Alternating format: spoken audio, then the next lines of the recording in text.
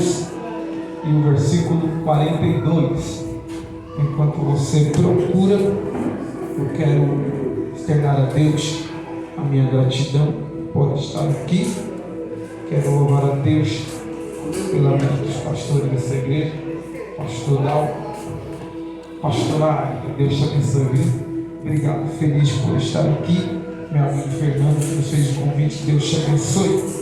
Os meus amigos Richard e Emmanuel, obrigado, viu? Deus abençoe a vida de cada um. Lucas capítulo 22 e o versículo 42, que diz assim, dizendo: Pai, se queres, passa de mim o cálice, com este cálice, mas todavia não se faça a minha vontade, mas a tua.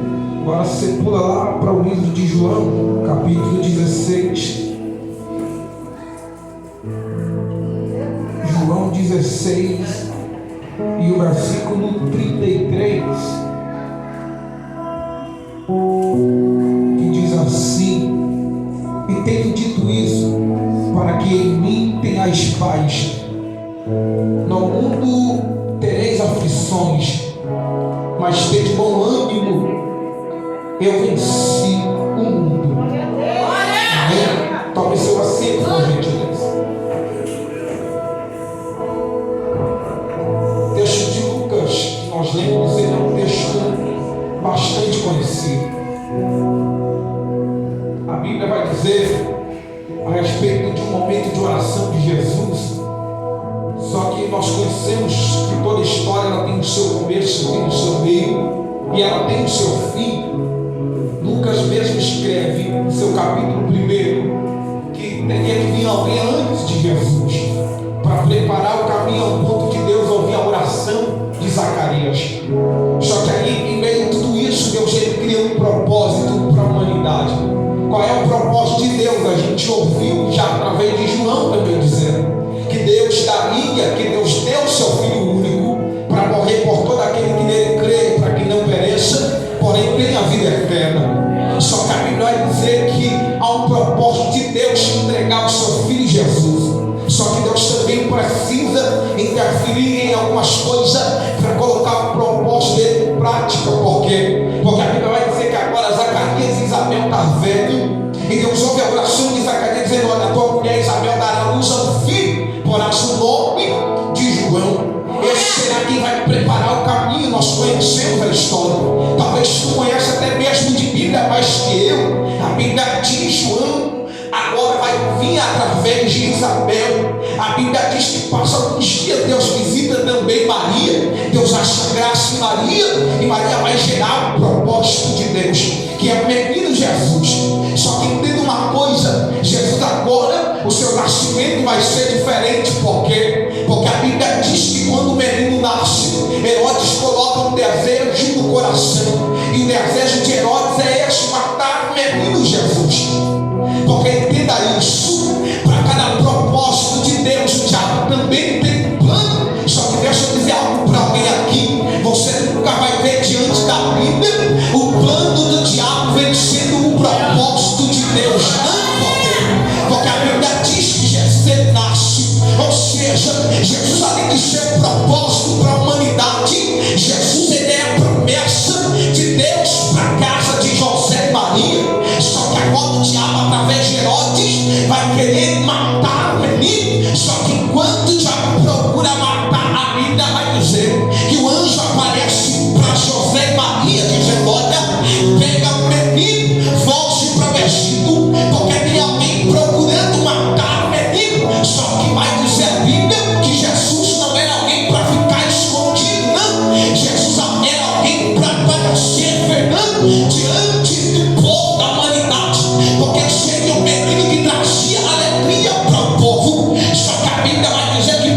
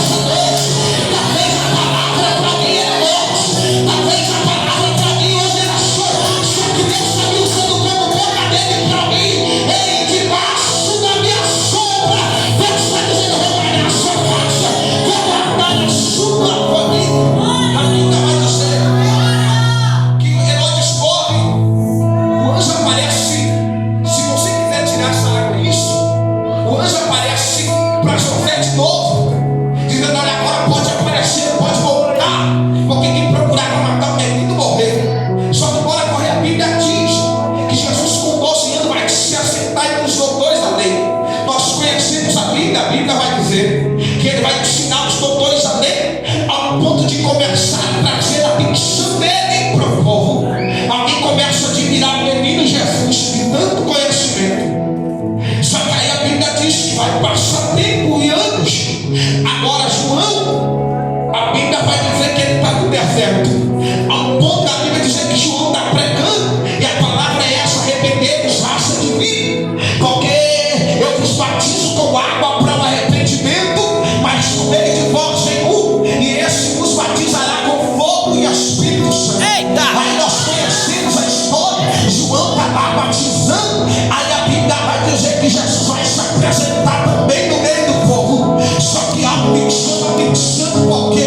Porque Jesus mesmo sendo grande, Jesus mesmo sendo poderoso, Jesus mesmo sendo único, ele mesmo sendo quem poderia ser, Jesus ele vai esperar a sua hora chegar para ser batizado também. Jesus não é alguém que vai passar na frente, vai cortar fila de ninguém, não. Jesus ele vai ensinar uma lição aqui para muita gente. Por quê?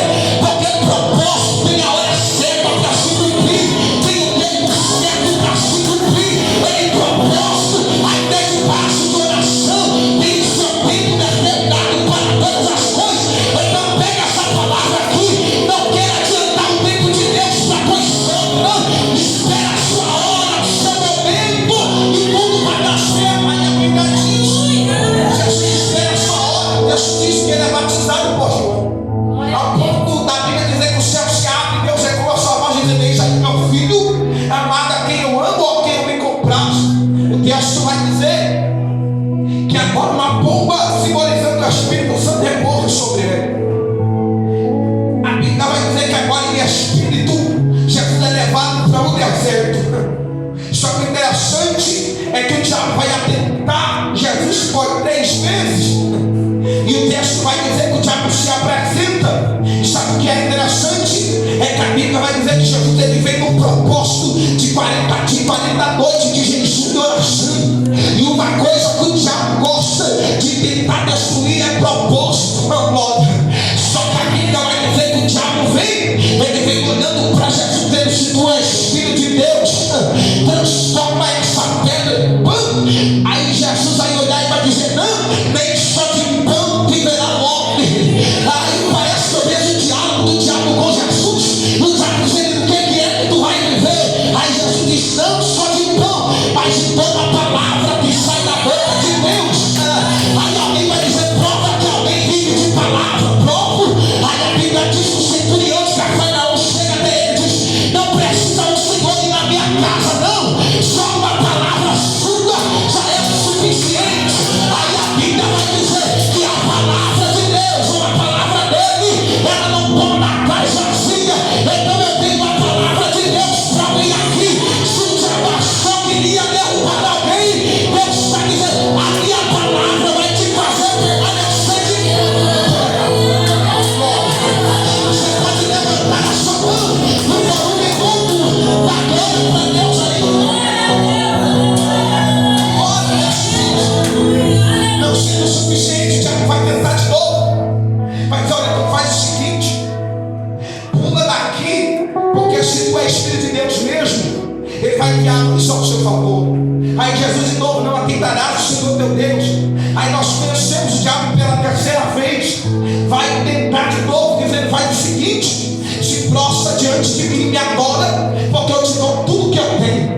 Tudo que está aqui, que você está vendo, eu te dou, se você se prostrar diante de mim e me adorar. Aí lá vai Jesus de novo, dizendo: não vou me prostrar, porque não adora outro Deus, a não ser o Deus que criou os céus e a terra. Ou seja, por 3 partes de Jesus, ele vai ser limpado. Jesus dá uma lição aqui para a gente, por quê? Porque é uma geração que usa o peso da carne, dizendo: mas a carne é fraca.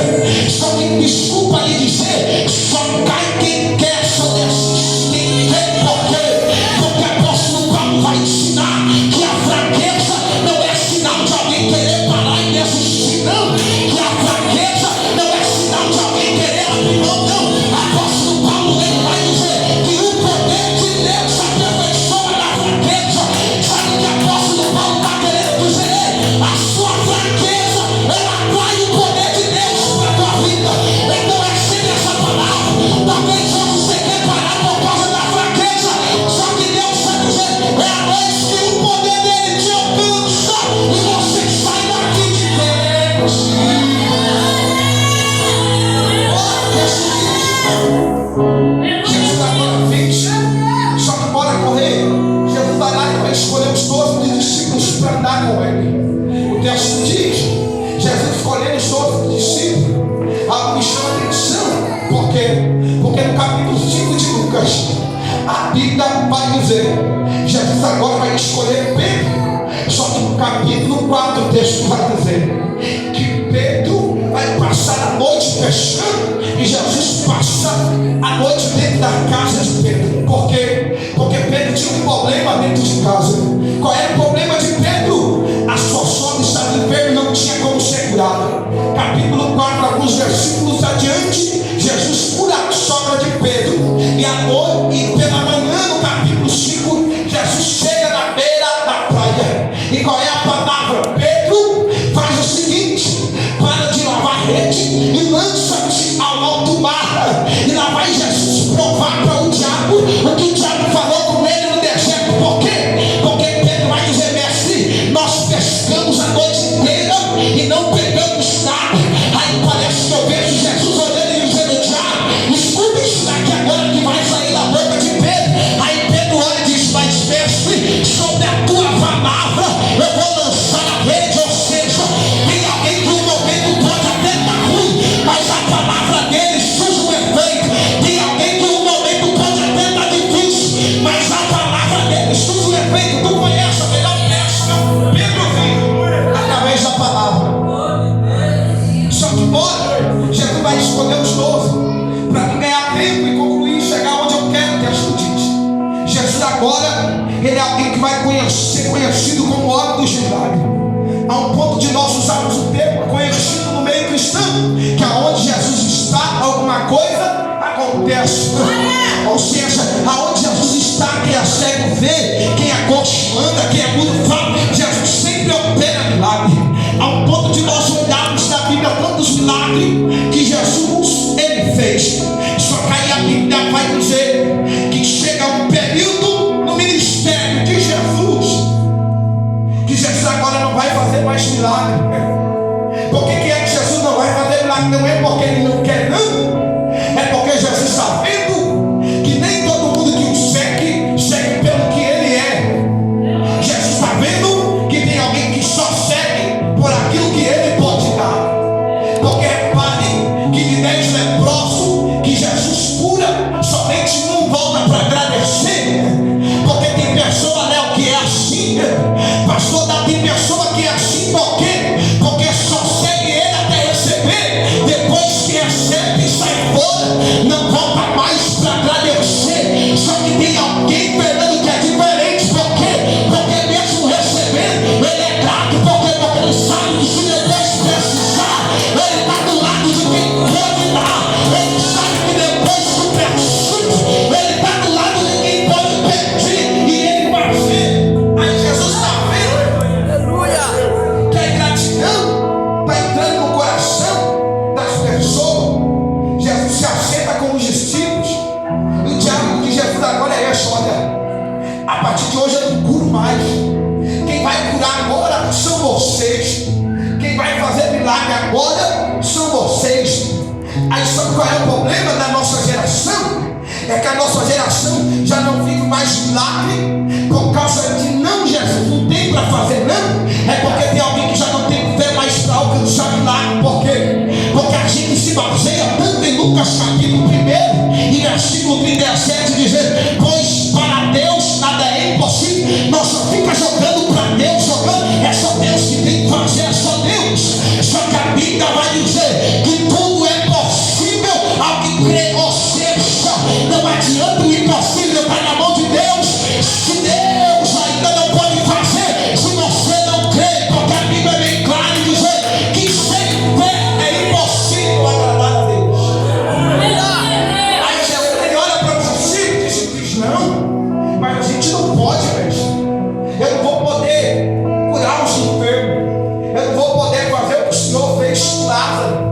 Eu não vou poder fazer o que o Senhor fez com o cego de Jericó. Jesus vai olhar e vai dizer: pode, porque se vocês crerem, vocês farão obras maiores que essas do que eu tenho feito.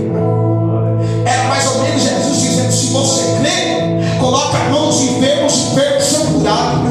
Se você crê, diga para o cego ver, que o cego vê. Mas não vai sem fé para não crer, não. Vai crer que pode acontecer.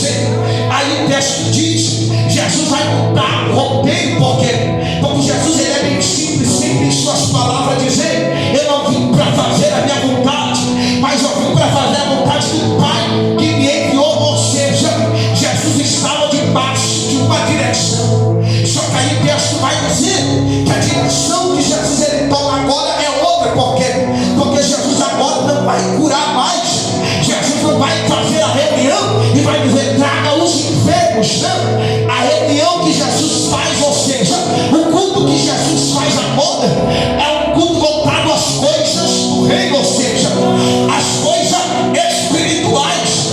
Só que tem uma coisa, quem é carnal nunca vai entender as coisas do Espírito, porque quem é carnal só deseja as coisas da carne, quem é carnal só fala as coisas da carne, e quando as coisas é do Espírito, tem alguém que ainda vai cuidar do outro e diz, mas o culto está sem graça hoje, o louvor não tem nada a ver, a palavra está fora de direção, porque quem é carnal vem para ouvir o que quer, só que quem é espiritual entende que o que é para Deus e está debaixo da direção de Deus.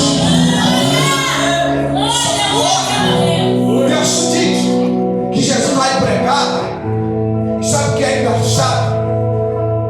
É que quem não gosta de palavra, tem hora que o culto para ele não está tendo lógica.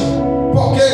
Porque Jesus está pregando, e o que Jesus prega agora não vai agradar muita gente. Por quê? Porque o texto vai dizer que depois que Jesus acaba de pregar, Pedro vai se assentar do lado dele e dizer, mestre, o senhor estava pregando, fulano levantou e foi embora. O senhor estava pregando, ciclano pegou e foi embora também. Não quis nem saber da palavra, foi embora. Só que tem uma coisa, quando é coisa do céu, quando é coisa do reino, tem uma coisa, eu cresci desde criança no mesmo evangelho, e eu aprendi uma coisa, que as coisas de Deus é santa, e sempre vai permanecer sendo santa, e pronto, acabou. Aí Jesus ele olha para Pedro e diz, Pedro, faz o seguinte, pega as suas coisas e vai embora com eles, vai atrás dele, pode ir, Pedro. É mais ou menos Jesus dizendo, eu te escolhi, mas eu não vou te prender a mim não, tu pode ir, vai com eles. Aí Pedro diz, não dá não, mestre, porque para onde irei eu se só o Senhor? Oh, glória! Pedro mostrando para o diabo de novo. O diabo diz, quem é que o homem vive? Jesus diz, não só de pão, mas de toda a palavra. Aí Pedro diz, eu não posso, porque para onde irei eu? Só o Senhor tem a palavra. Pega essa palavra aqui, o diabo está fazendo de tudo para te parar. Só que quando o texto vai ter o pé, tem de bom ânimo. Jesus está me autorizando a dizer para mim aqui, Deus está de bom ânimo, para você viver o propósito. Não vai cair ao meu lado, desde a tua direita, mas Deus está dizendo, a minha mão vai te trazer.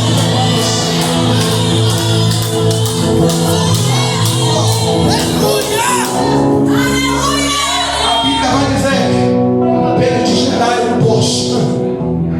Porque entenda uma coisa, quem gosta de palavra, independente da palavra, o pai só vai corrigir o filho que ama.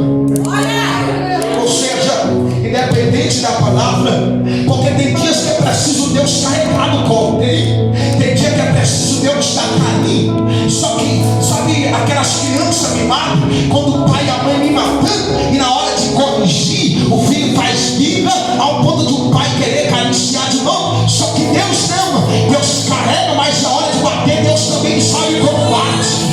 Deus carrega, mas Deus sabe como trata. Deus carrega, mas Deus sabe como amassa. Deus carrega, mas Deus sabe como trabalha. Porque se for só para Deus dar carinho, tem muita gente por aí que já fez, parou e assistiu, porque na hora de Deus apertar, tem um lamentou. Só que bora lá, o texto diz, Jesus vai mudando a direção, ao ponto de despertar a curiosidade de alguém saber as coisas do reino. Aí alguém vai pegar Jesus e vai dizer, mestre, fala para mim, como é o reino dos céus? Mateus capítulo 25. E o reino dos céus é semelhante com 10 gente. Nós já cansamos de ouvir essa história. Entenda que a